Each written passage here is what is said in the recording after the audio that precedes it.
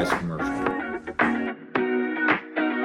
So continuing with our next video in this development series of Indianapolis Central Business District, I want to talk about one that I believe is going to have probably the most impact when it comes to our conventions. And of course, that's Insignia by Hilton, the Indiana Convention Center expansion. So this $710 million project is going to have monumental effects. And this is just making sure that we have top tier locations for hospitality and ultimately having another major addition to our skyline. So let's get into it. Breaking down the numbers and what this means for us Hoosiers here in the city's future, expected to be completed in the second half of 2026. We're gonna have 2,500 construction jobs during the building phase, and this is ultimately gonna give us almost $300 million annual economic impact according to the Visit Indy website, by retaining quote-unquote cornerstone conventions such as the FFA, the FDIC, we also have the Combine as well, that we'll get into those numbers as far as attendees and ultimately the overall visitor count to the city. So we're also gonna have new conventions, should estimate generating $232 million in new business, while quote, a new hotel sales team should attribute another $69.3 million in new business each year. And we're also going to have, of course, probably significant job growth when it comes to the downtown portion of this area, and retention for local hotels, restaurants, and attractions, as of course demand is going to rise with the new visitors to the city. So right now, when we break down the numbers on the number of hotels that we have in the greater Indianapolis area, we have around 8,500, and with 7,800 of those in the downtown CBD district. So this addition will give us 800 new rooms, and of course should significantly increase our capacity when it comes to hosting large-scale events. With this expansion, we're going to be able to have more rooms connected to our convention center, and our convention center is massive. If you have not been here to Indianapolis, it's a truly big sight to see. When we had the Super Bowl here in 2011, that's when we were starting building the infrastructure for the walkability of our city. And if you have ever been to our city center, walking to the convention center is very easily from Lucas Oil Stadium to Gainbridge for our Pacers and anything of that nature when you're walking downtown, what we built here in the past. So now when we talk about what we're going to do here with our expansion and the development to our downtown skyline, you know, this development is going to add nearly 148,000 square feet of space to the Indiana Convention Center. So that will bring our total nearly to 1 million. Pretty much we could handle any large event that any of the major cities, primary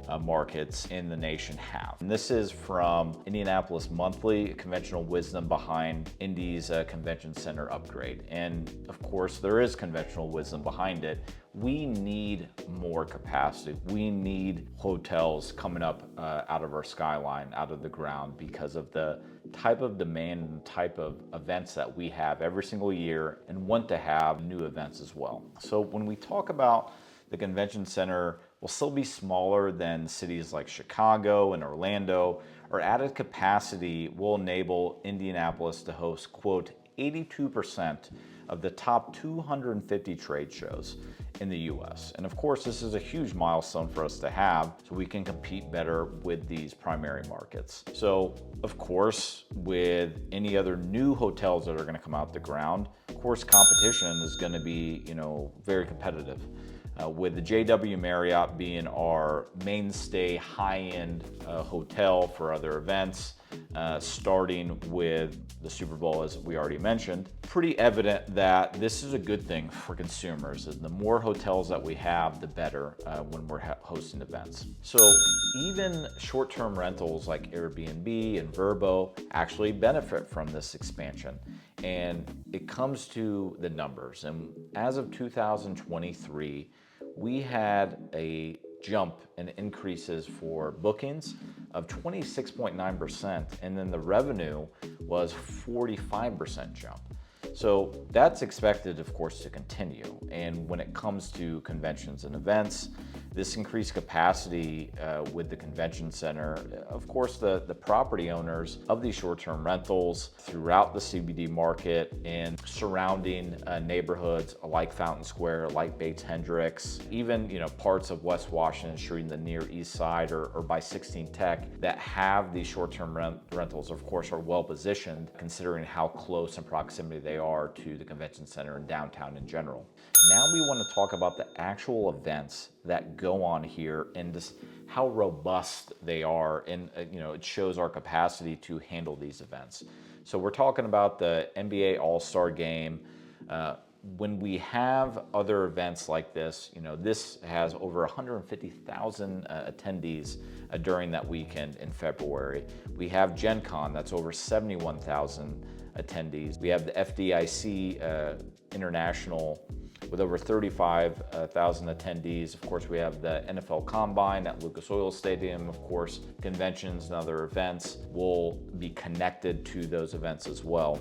The Signia Hotel and Convention Center expansion, of course, is going to make Indianapolis more viable, not only just for these conventions and visitors and making us more of an overall tourist attraction, but investors, of course, have taken note with other types of developments that are more toward residential, and this is only going to add to that appeal. So if you like this video, please like and share it, and stay tuned for the next videos in our development series, and I'll see you in the next one.